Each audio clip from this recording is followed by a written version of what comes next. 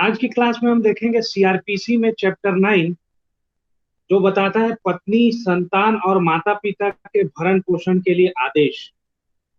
तो ये याद रखिएगा, इंपॉर्टेंट सेक्शन है, ये चैप्टर है। इसमें आपको चैप्टर 9 में 125 से लेके 128 तक के सेक्शंस मिलेंगे। तो आज हम देख रहे हैं सांविधिक उपबंध। तो अध्याय 9 के अंतर्गत पत्नी, संतान और माता पिता के भरण पोषण के लिए आदेश देखेंगे। देखिए, धारा 125। धारा 125 बोलती है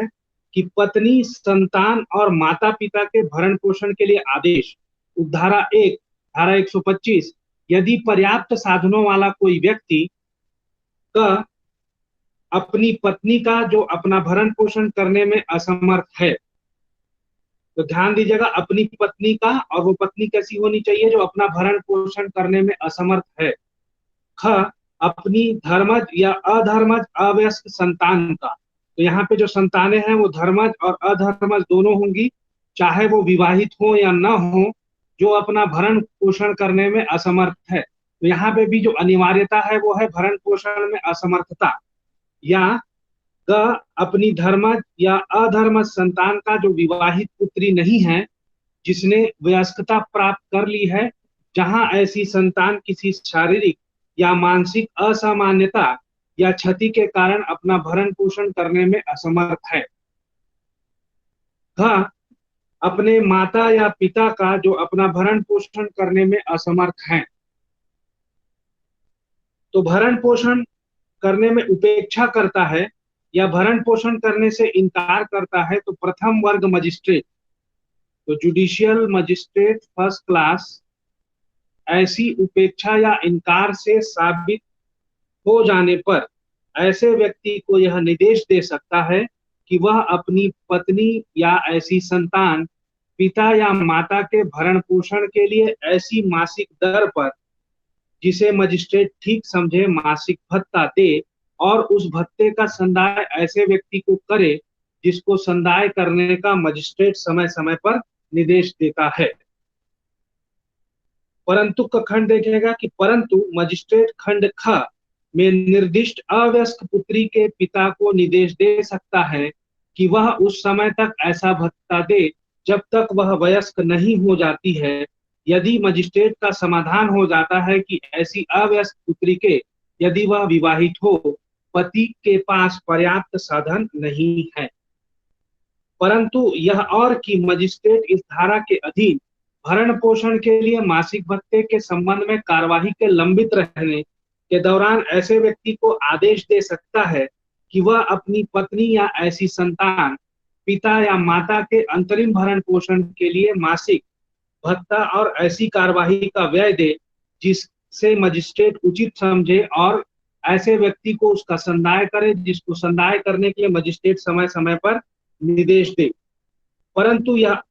भी कि उसके परंतु के अधीन अंतरिम भरण पोषण के लिए मासिक भत्ते और कार्यवाही के व्ययों का कोई आवेदन यथासंभव ऐसे व्यक्ति द्वारा आवेदन की सूचना की तामील के तारीख से 60 दिन के भीतर निपटाया जाएगा। स्पष्टीकरण देखिए, इस अध्याय के प्रयोजनों के लिए क, अवयस्क से ऐसा व्यक्ति अभिप्रेत है जिसके बारे में भारतीय वयस्कता अधिनियम 1875 के उपबंधों के अधीन यह समझा जाता है कि उससे उसने वयस्कता प्राप्त नहीं की है। और ख, पत्नी के अंतर्गत ऐसी स्त्री भी है जिसके पति ने उससे विवाह विच्छेद कर लिया है, या जिसने अपने पति के विवाह विच्छेद कर लिया है और जिसने पुनर्विवाह नहीं किया है। तो इस धारा के अंतर्गत ऐसी महिला भी पत्नी समझी जाएगी।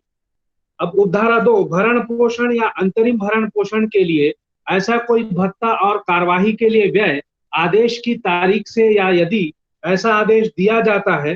तो यथास्थिति भरण पोषण या अंतरिम भरण पोषण और कार्यवाहियों के व्यय के लिए आवेदन की तारीख से संदेह होंगे। उपधारा 3, यदि कोई व्यक्ति जिसे आदेश दिया गया हो उस आदेश का अनुपालन करने में पर्याप्त कारण के बिना असफल रहता है, तो उस आदेश के प्रत्येक भंग के लिए ऐसा मजिस्ट्रेट देय रकम के ऐसी रीति से उद्गृहित किए जाने के लिए वारंट जारी कर सकता है, जैसी रीति जुर्माने उद्गृहित करने के लिए उपबंधित है, और उस वारंट के निष्पादन के पश्चात प्रत्येक मास के न चुकाए गए यथास्थिति भरण पोषण या अंतरिम भरण पोषण के लिए पूरे भत्ते और कार्यवाही के व्यय या उसके किसी भाग के लिए ऐसे व्यक्ति को 1 मास तक की अवधि के लिए, अथवा यहाँ पे ध्यान रखिएगा 1 माह, यदि वह उससे पूर्व चुका दिया जाता है तो चुका देने के समय के लिए कारावास का दंडादेश दे सके। परंतु इस धारा के अधीन दे किसी रकम की वसूली के लिए कोई वारंट तब तक जारी न किया जाएगा जब तक उस रकम को उद्गृहित करने के लिए उस व्यक्ति से जिसको वह दे है 1 वर्ष की अवधि के अंदर न्यायालय से आवेदन नहीं किया जाता है। तो यहाँ पे समा अवधि जो है वो है 1 वर्ष का। परंतु यह और कि यदि ऐसा व्यक्ति इस शर्त के भरण पोषण की प्रस्थापना करता है कि उसकी पत्नी उसके साथ रहे और वह पति के साथ रहने से इनकार करती है, तो ऐसा मजिस्ट्रेट उसके द्वारा कथित इनकार के किन्हीं साधनों पर विचार कर सकता है और ऐसी प्रस्थापना के किए जाने पर वह इस धारा के अधीन आदेश दे सकता है, यदि उसका समाधान हो जाता है कि ऐसा आदेश देने के लिए न्यायसंगत आधार है। स्पष्टीकरण देखिए, यदि पति ने अन्य स्त्री से विवाह कर लिया है तो वह रखेल रखता है, तो वह उसकी पत्नी द्वारा उसके साथ रहने से इनकार का न्याय संगत आधार माना जाएगा। तो यहाँ पे ये जो आधार है वो न्याय संगत होगा कि वो मना कर सकती है कि वो अपने पति के साथ नहीं रहेगी।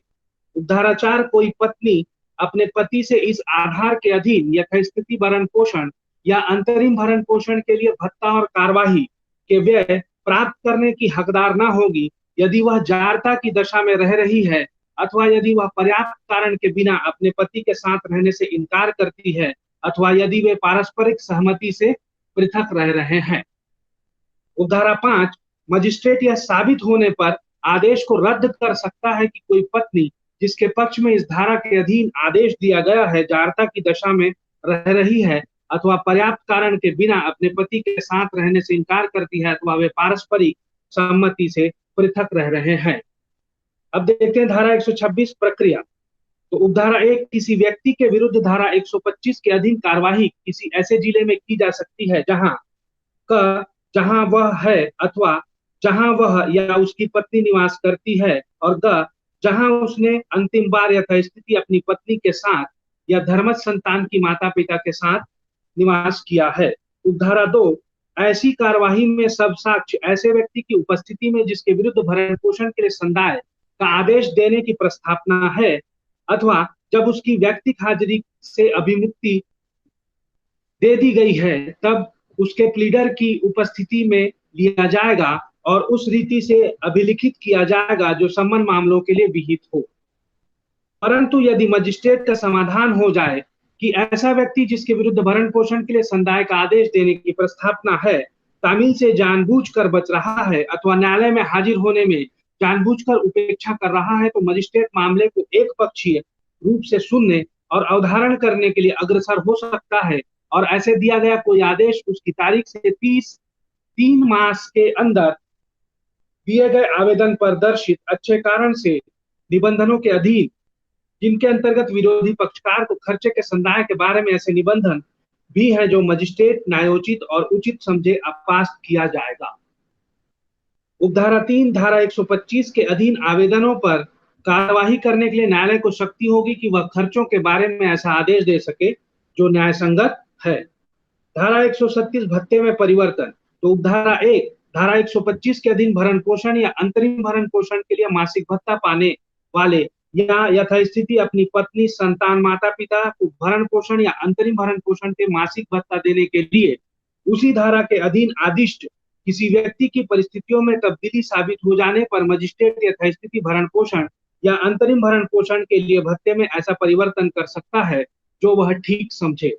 उपधारा 2, जहां मजिस्ट्रेट को यह प्रतीत होता है कि धारा 125 के अधीन दिया गया कोई आदेश किसी सक्षम सिविल न्यायालय के किसी विनिश्चय या परिणाम स्वरूप रद्द या परिवर्तित किया जाना चाहिए, वह वहां यह स्थिति उस आदेश को तदनुसार रद्द कर देगा या परिवर्तित कर सकता है। उपधारा 3, जहां धारा 125 के अधीन कोई आदेश ऐसी स्त्री के पक्ष में दिया गया है जिसके पति ने उससे विवाह विच्छेद कर लिया है या जिसने अपने पति से विवाह विच्छेद प्राप्त कर लिया है, वहां यदि मजिस्ट्रेट का समाधान हो जाता है कि क उस स्त्री ने ऐसे विवाह विच्छेद की तारीख के पश्चात पुनः विवाह कर लिया है, तो वह ऐसे आदेश को उसके पुनर्विवाह की तारीख से रद्द कर देगा। ख उस स्त्री के पति ने उससे विवाह विच्छेद कर लिया है और उस स्त्री ने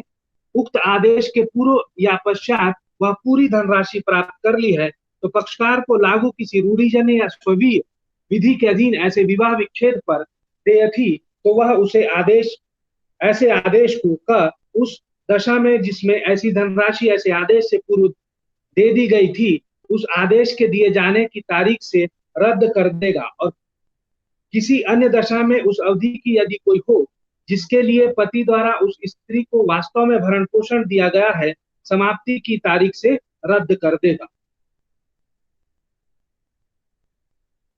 ग उस स्त्री ने अपने पति से विवाह विच्छेद प्राप्त कर लिया है और उसने अपने विवाह विच्छेद के पश्चात अपने यथास्थिति भरण पोषण या अंतरिम भरण पोषण के आधारों का स्वेच्छा से अभ्यर्पण कर दिया था, तो वह आदेश को उसकी तारीख से रद्द कर देगा। उपधारा 4, किसी भरण पोषण या दहेज की किसी ऐसे व्यक्ति द्वारा जिसे धारा 125 के अधीन भरण पोषण और अंतरिम भरण पोषण या उसमें से किसी के लिए मासिक भत्ता संदाय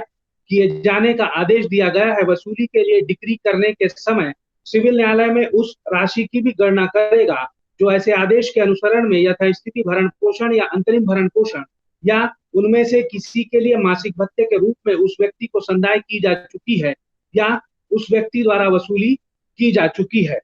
धारा 128, भरण पोषण के आदेश का प्रवर्तन। यथास्थिति भरण पोषण या अंतरिम भरण पोषण और कार्यवाहियों के व्ययों के आदेश की प्रति उस व्यक्ति को जिसके पक्ष में वह दिया गया है या उसके संरक्षक को यदि कोई हो या उस व्यक्ति को जिसे यथास्थिति भरण पोषण के लिए भत्ता या अंतरिम भरण पोषण के लिए भत्ता और कार्यवाही के लिए व्यय दिया जाना है, निःशुल्क दी जाएगी। और ऐसे आदेश का प्रवर्तन किसी ऐसे स्थान में जहां वह व्यक्ति है जिसके विरुद्ध वह आदेश दिया गया था, किसी मजिस्ट्रेट द्वारा पक्षकारों को पहचान के बारे में और यथास्थिति देय भत्ते या व्ययों के न दिए जाने के बारे में मजिस्ट्रेट का समाधान हो जाने पर किया जा सकता है। तो इस प्रकार समाप्त होता है अध्याय 9 जो भरण पोषण के विषय में था।